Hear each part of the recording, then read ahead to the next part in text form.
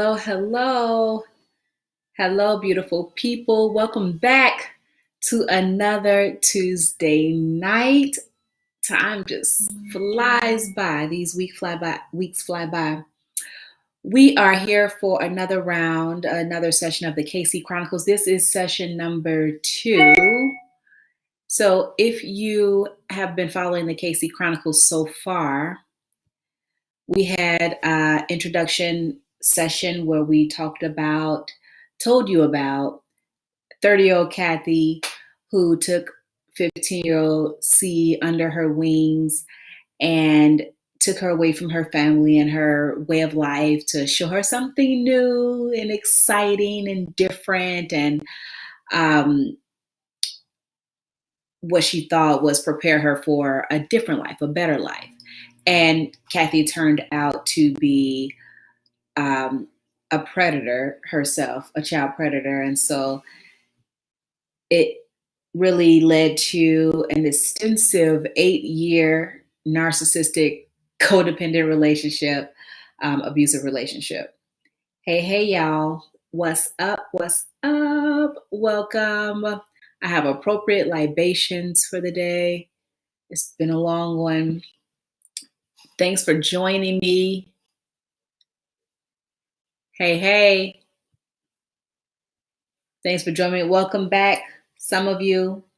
Welcome for the first time, others. Hey, what's up? So, last week, I told you all the story of Kathy refusing to take C to school, to college, because she thought C was interested in another girl, another woman. C was, but that had nothing to do with Kathy. So if you missed that episode, just go back 1 week. Hey, last Tuesday on the LadyWake Facebook page, or of course you can look back on the IGTV videos here on Instagram. Hey, y'all. Okay, so grab a drink. We're going to have fun today.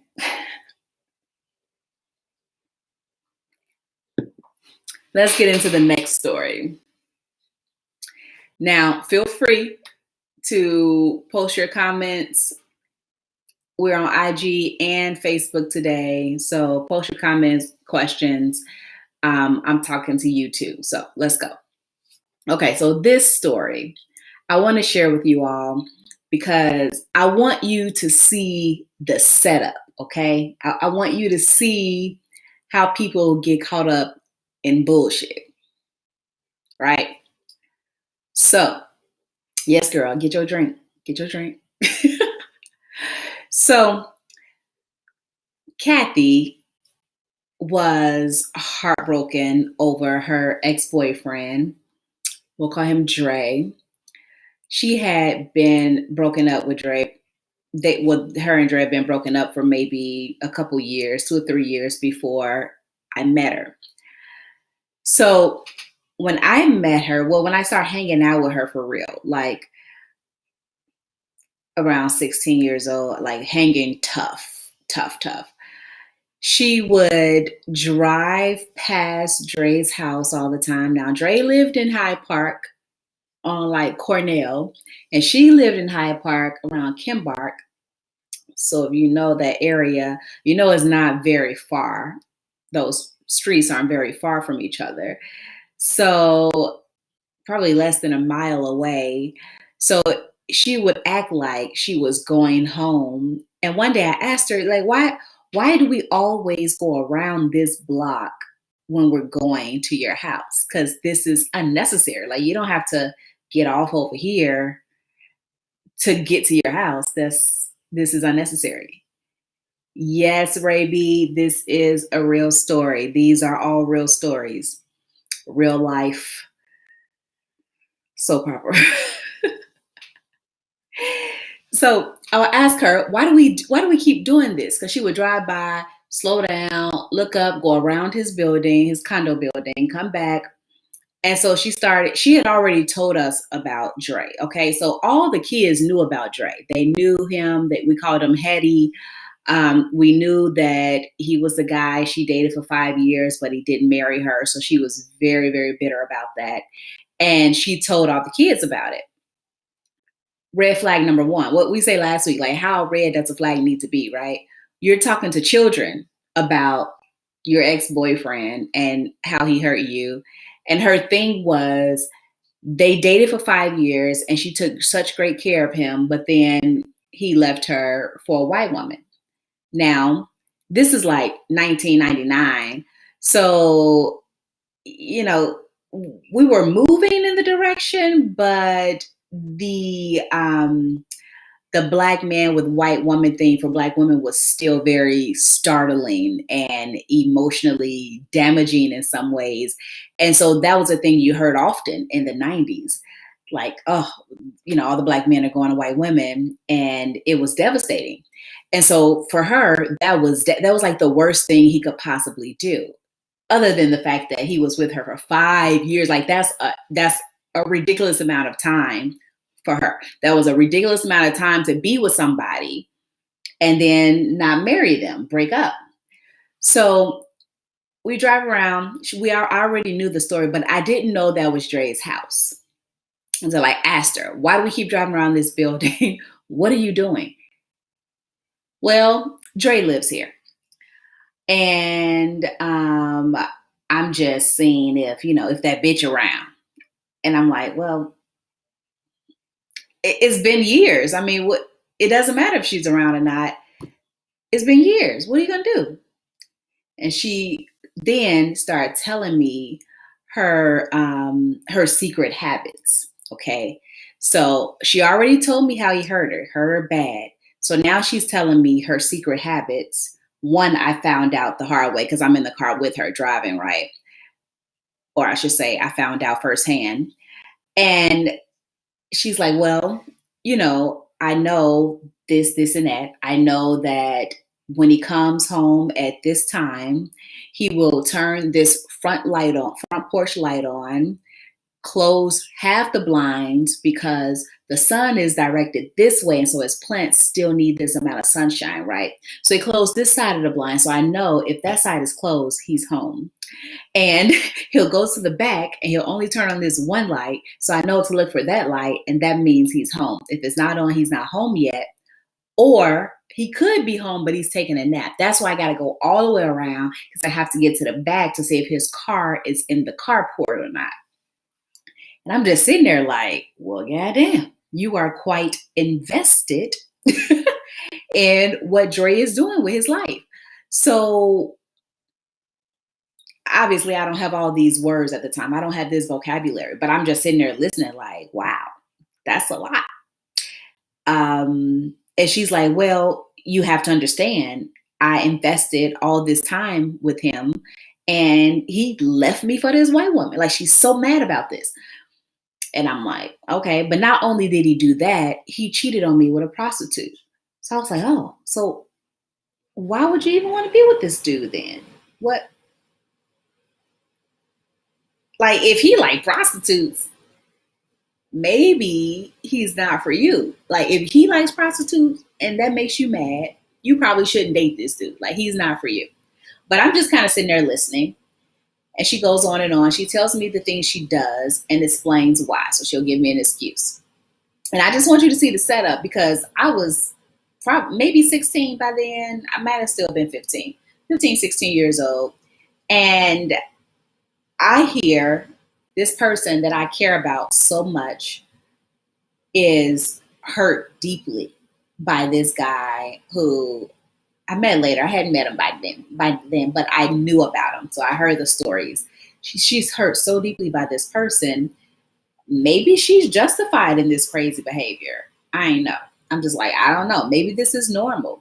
Now, I know you've been in a situation where you've been talking to somebody and like dating them, and they tell you everything about what their ex did wrong, right? They give you the list. My ex did this, and that. And that's why, I don't take this from men, or I don't take this from women. That's why I don't do this. I don't do that because my ex, blah, blah, blah, that's why I got trust issues. Whatever the reason is, they got a laundry list at the beginning before you even get to know them well. They have a laundry list of what this last person did to them or what people before have done that made them the way they are today. And so this is the idea. This is what she did for me. It was the setup. Now, normal people do this, okay? Like people who aren't narcissists do this all the time because they're hurt. So if you are encountering that kind of person who's giving you this laundry list because they're still hurt, that means you should probably push on. Otherwise, that there's some pain in you too attracting that person. So we talk about attraction already. What's up, Jazzy? He living in her head rent free. For real, he living in her head. He's a part of her entire life. Keep listening. So now, in my case, Kathy is a narcissist. So she's not a overt narcissist. Like she's not like an asshole. Like if you met her, you think she's the sweetest person ever. She's a covert narcissist. She's what some experts would consider a community narcissist. So she gets her supply from people thinking she's awesome. So she's the type of person who will volunteer for everything. She'll give you a ride home whenever you need it. She'll take you out to dinner. She'll buy gifts and do whatever she thinks will make a person happy, will make her colleagues happy, will make her the children, we were her customers, would make us happy because that made her look amazing to the community. The community thought she was this amazing, upstanding person, like on levels, y'all. Like she had taken me in, supposedly, right? So the community thought, what kind of angel would take in this stray teenager who come from this bad home and this bad neighborhood? Like there's no telling what kind of shit she putting up with this teenager, because we all know the stigma about teenagers and how troubled they can be, especially if they're going through like a foster care situation. So that's what I looked like to outside people. So it looked like I was this troubled teen, and Kathy had just put on the white hat and gathered up all her courage and given her all to this little girl who needed somebody so badly. Okay. So Kathy was getting all of this supply, narcissistic supply, this love and appreciation from the community, of course, on false pretenses. They didn't know she was abusing me. I didn't tell them. So whatever, my fault. So anyway, back to Dre. She's this upstanding person in the community, so people trust her, okay? They trust her a lot. So we would go, now that I know what's going on, I expect us to drive around Dre's house. One day, she stops. Dre isn't home when he's supposed to be, when he usually is. So she stops, parks the car, like down the street, half a block away, walks to his building, rings a neighbor's bell. They let her in, and she stole his mail. Came back to the car and was like, I just want to see what benefits, he's going to lately. I knew something was going on. So she's like, okay, I can put this back, but he don't need this. Like, this is a invitation. It's an invitation to some benefit. He don't need this. He don't need to go here without me. She takes it out, leaves it in the car, other stuff. She's like, okay, I can put this stuff back. She puts it back under the door, not in the mail, just sticks it under the door. And we drive off. And I'm sitting there like, so I know it's illegal to steal people's mail, but I really don't understand your angle. Like, where are we going here? Why are you stealing this man's mail? And she's like, well, all of the people who I introduced him to will be at this event and I won't be there. And he doesn't deserve to go. Like, this is her controlling nature coming out. But it's secret. Still, nobody knows. Time goes on. I actually happened to go to this event. She went with me because it was one of my, I told you I was like a child ambassador for this program, this youth program. So she was my, I don't know what to call it. She was my handler, really, but at the time it was like she was my representative or something. So she went with me. Dre was there. So she didn't, she wasn't effective in keeping him from showing up to this event. So he's there. I get to meet him in person. And he's like, you look familiar. How did you meet Kathy? And what kind of relationship do you have? So he's asking me all these personal questions. And I don't know what the hell is going on. I'm very, very confused. Moving on, come to find out, Kathy has told this dude that she has taken in this little girl, who was troubled and needed all this help. And she asked him for money for me that she used for herself. Didn't tell me nothing about it. I ain't know nothing about no money. I had a whole job. I didn't need no money. But she asked this man for money, like $1,200 for me on my behalf, right? That she used for herself. So I kept all this to myself and tried to ignore it like this isn't happening. This is not a thing. Now, it really, like, the setup is so sophisticated. Like, it was so good. She did such a great job of grooming me. Because when I look back, I think about my adult narcissistic relationship and how they love bomb at the beginning. So at the beginning of the relationship, everything is amazing. You're amazing. And everything about that past person was all the way wrong. So if you've ever had a conversation with a narcissist, they're right about everything. People do them wrong all the time. All they get is ungrateful, partners or family members or whoever they're complaining about. Is that person's fault? Is that person's issue, not theirs? So that was her. And that was her love bombing. Hey, girl. So that was her love bombing with Dre. And I thought this is just something that is about him. This is her problem with him. And this is not her character. And that was my mistake, because I told y'all last week, eventually I got away from her down the line. But when I did, she was the same crazy stalker to me. Now, why didn't I see that coming? I was like, this is not a thing. And my friends would be in my house all the time. And one day they were like, ain't that Kathy driving by your house? She's driven by here 3 times. Like, I've seen this same car 3 times already. She keeps slowing down right here because my house was right by a stop sign. So she would slow down, stop at the stop sign for a stupid long time, look in, because my windows, you could just kind of look in if I had the lights on, the curtains open. We in there hanging out in the living room, and she's just gently driving by, stopping, looking. Now listen, every narcissist is a stalker, especially these covert ones, because everything is a secret. So they always stalking you. Just know that. I don't care how long it's been since you've been with them. They're still stalking you in some way. So it might not be physically driving by your house, but they're watching your social media. They're watching whatever they can about you, really. They're asking your friends if they can. They're watching your family's social media.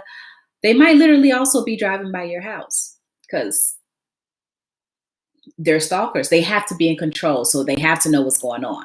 You can't control anything if you don't know what's really going on. So she started stalking me. Luckily, my next door neighbor was a police officer. So after I realized it, because at first I really didn't see it, but my friends pointed it out, and then she didn't know we knew at first. So she kept going around the block like she did at Dre's house. She kept going around the block that night. And finally, I went outside, like, remember back then I was a fighter. So I went outside like, bitch, come to my stairs though. Come to my gate at least. Come over here.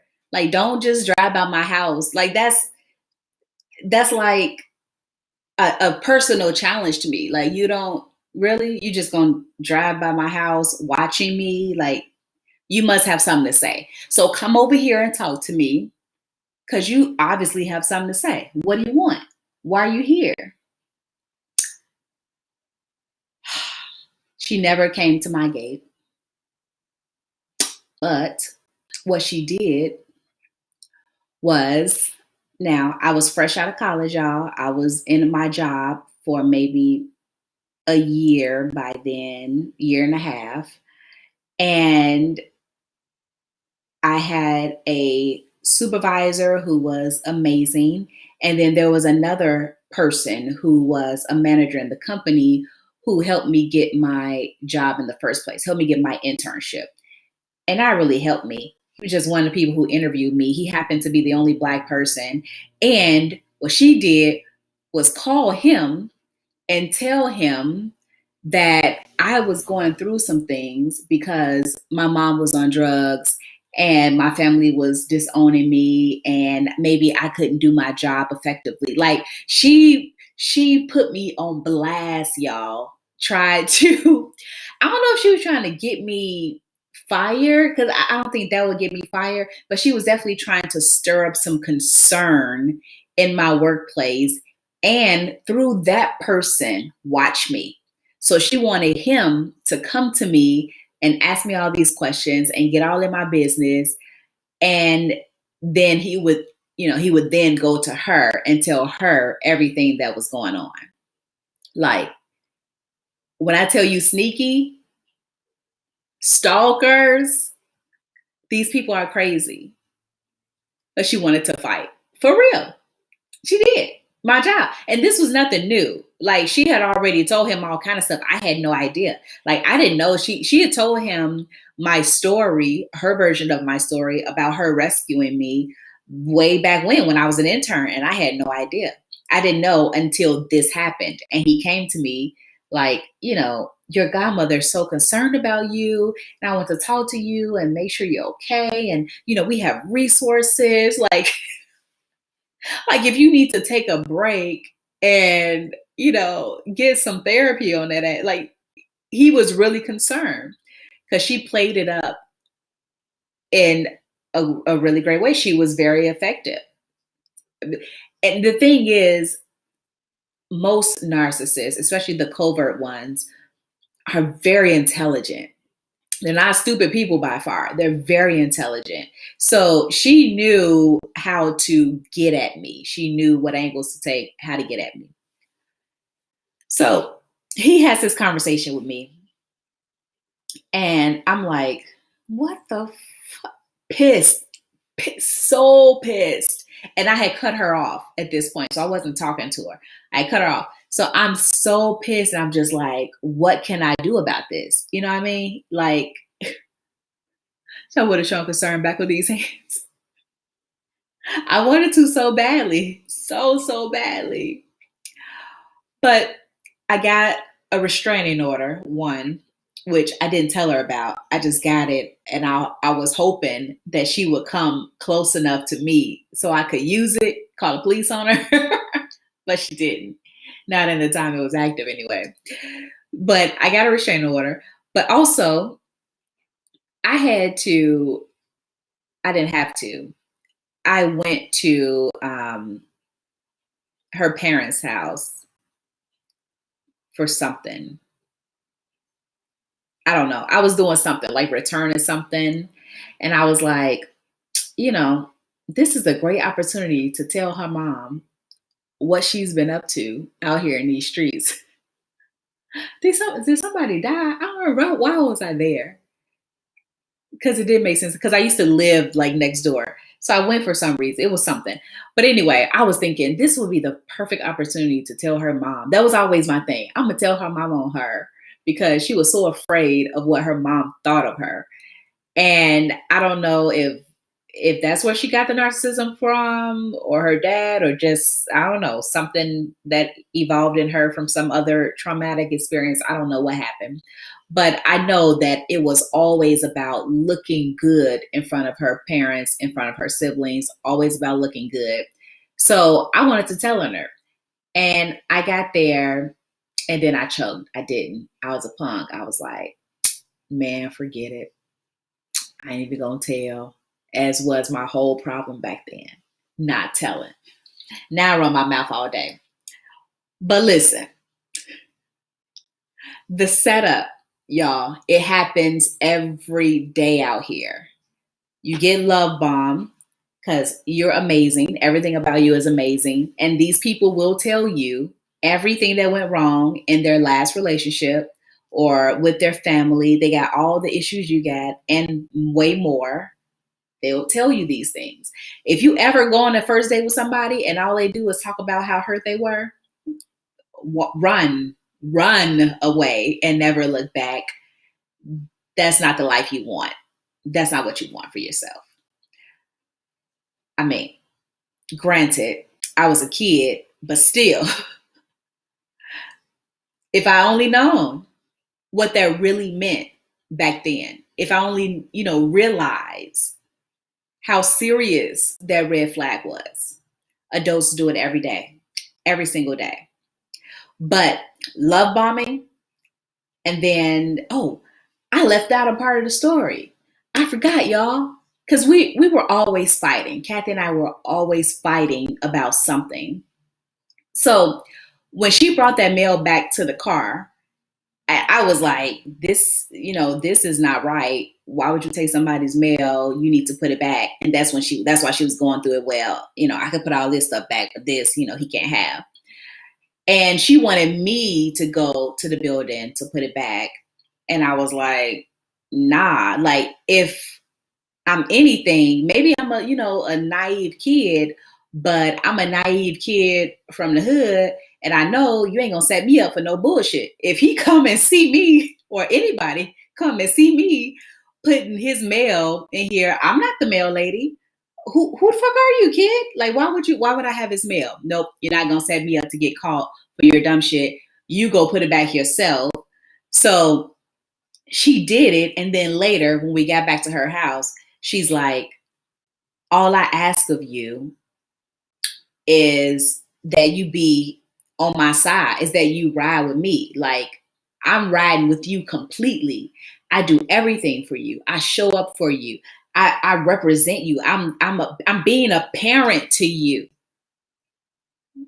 As she was having sex with me, I'm being a parent to you. All I ask is that you show up for me. And all I wanted you to do was put the mail in the door. What was so hard about that?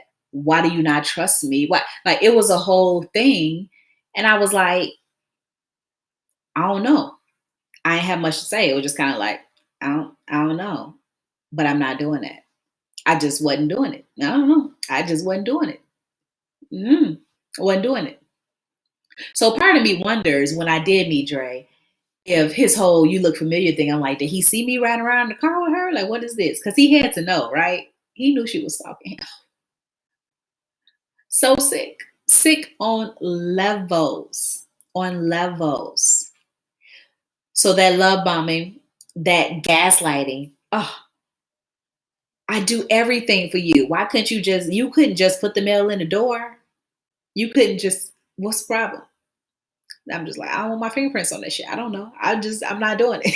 I'm just not doing it. I don't trust you. I don't trust this. No, not doing it. No. But every day is happening out here with adults. Every day you get the sob story. You get the super early on, I got your back 100%. Love you, so in love with you, do anything for you. And then, of course, you find out that it's not that they'll do anything for you, but it's that they want you to do anything for them. So as long as you're giving and being whatever they want you to be, they're happy. It's no big deal. But as soon as you want something in return, it could be simple things like for them to spend extra time with you. Simple things. Can we go see my movie instead of yours this time? Uh, it's always a problem. Complaints, but I don't really like. It's a problem every time, every time. So as an adult, of course, I saw it again because I didn't get over it. I didn't get past it the first time as a child. So as an adult, I saw it again, another narcissistic relationship, or a relationship with a narcissistic personality. And that time, while I was in it, I was kind of like, remember they used to talk about the 80-20 rule all the time. If you watch any like Tyler Perry stuff, like, I like Tyler Perry and all, but some stuff just be like, yeah, nah, bro. Why Did I Get Married? So watch that movie all the time. Why Did I Get Married? And they used to talk about this 80-20 rule. You can only have about 80%. They're not the only ones, but that's what I reference. But they will say you can only have about 80% of what you need or want in a partner. And the other 20% is stuff you just have to deal with. And I used to believe that mess. So when I was in a relationship with a narcissist as an adult, I thought, well, some stuff I'll have to work on. Like, I had never been one to commit, first of all. And then I wasn't one to work through stuff. It was like, issues come up. All right, next, onward. I don't have time for this. But with this person, I was like, okay, let me try. We can talk through this. We can, try something else. And every single time we had a disagreement, his thing to get me to feel bad was to play on that part. All you do is run. You want to give up so fast. You want to give up, on us. And I'm just trying to understand. That's something narcissists say all the time, because they talk and talk in circles. And then they'll say, I'm just trying to understand, while they're not listening to you. So you try to talk and get your point across. And they're like, I just don't get it. That's because you're not listening. You ain't heard nothing I said, because you still talking about you, by the way. But that's the game. That's the game. So their thing is, I love you so much, and I am trying to make you happy. I'm trying my best, but you're not listening. You're not hearing me. You're not hearing me. Because of course, they ain't saying shit, first of all. They're really not. But it's not that you don't hear them. It's that you're not agreeing with them. You're not doing it their way. And that was a continuous fight all the time. All the time. So if you're looking at something like that in your life as an adult right now, if you see somebody having this type of relationship, this one-sided thing is always about one person, the other person never gets anything they want, they never get their needs met, it's toxic, completely toxic. And it's hard to see when you're in it. It's very hard to see when you're in it. But you can see people you love. You can see your friends, you can see your associates, you can see your past, and know when you've experienced something like that. And then, of course, you can take steps to heal so that you'll never have to experience it again. And so that is the Kathy Andre C story. And how I found out Kathy was a stalker. Probably still is. She probably be on here watching this stuff now, just incognito, for real. They never stop. This is a very, I don't know. This was one of the initial layers of Kathy and the way she stalked me. I don't know, next week or the week after that, because I have so much to tell y'all. Oh my God, there's so many stories. Like, there's so much to share. It's exciting. Okay. But in the coming weeks, I'll have to tell y'all some college stories, because when I say crazy AF girlfriend status, listen, college was crazy because she made it crazy. 600 miles away. Y'all, I'm so excited. You said tell a tag a friend. I know that's right. Since you're here, share it. And thank you for the reminder. All of you all, hit the like button since you're here. Share it. Share this video. And come back next week. Remember, I can still answer your questions as we're doing this series. So you can keep sending in questions about whatever. If it's in my realm of knowledge, I'll try my best to answer it. We have a wonderful audience here who also have opinions and experiences and knowledge to share. So send in your questions, just inbox me and I'll make sure we get to them on Tuesdays. Ray B, oh, very welcome for sharing. This is turning out to be fun for me. Once you're healed, you can laugh. The book is coming out soon. I am putting the finishing touches on. I'm actually working on the back cover next. I have the front cover. Maybe I'll show you guys a sample. And now I'm working on the back cover and another round of editing. So short, look, I can't put a date on it yet, but a couple months, the book should be coming out and you'll learn a lot more about Kathy in the book. It's not consumed with her because there's so many other stories to share, but the basis, the foundation of her influence on my life is in the book. And then the Wake healing methodology, which I created to overcome trauma faster than years of counseling, without drugs, without reliving trauma over and over again, through talking about it, through physically, feeling it, seeing it in your mind. So the Wake healing methodology is explained in the book, but Wake stands for wiring, awareness, assistance, knowledge, and esteem.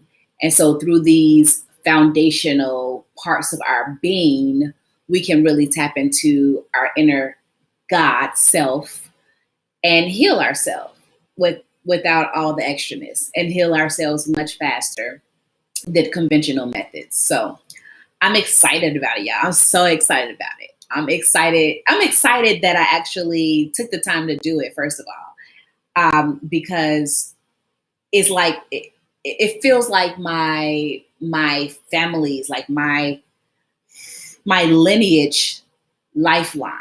Like this, me healing me fully is what will create an easier road, or maybe a different road for my children going forward.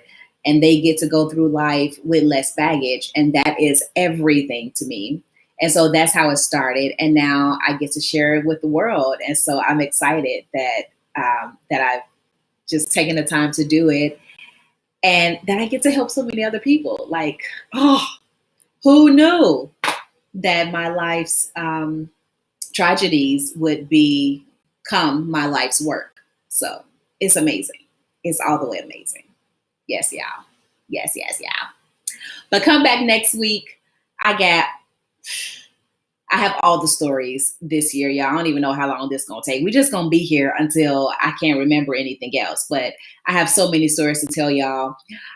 So come back next week and I'll dig up something juicy to play around with. Next Tuesday, 8 p.m., y'all.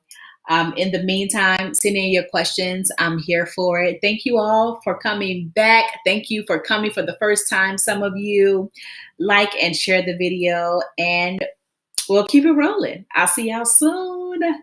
Peace and love. Peace, y'all.